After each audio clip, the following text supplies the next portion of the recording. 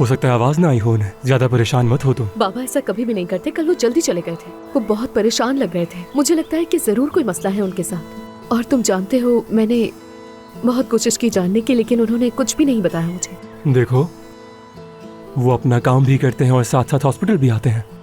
थक जाते होंगे जाहिर है। इस ड्रेस में तो तुम बहुत ही अच्छी लगोगी। और देखो इसके कलर्स कितने अच्छे हैं। यही पहनना तुम आज शाम। हाँ ठीक है। लेकिन तुम तो अपने बालों को भी छूने नहीं देती थी। ये तो पुरानी बात है, मैं बड़ी हो गई हूँ। अब चले जाओ यहाँ से और दोबारा वापस मत आना। चलो। देखो इतना आसान नहीं है ये मामला कि तुमने जबान दी थी और अब तुम उससे फिर रहे हो, समझे? ये देख रहे हो कि क्या है?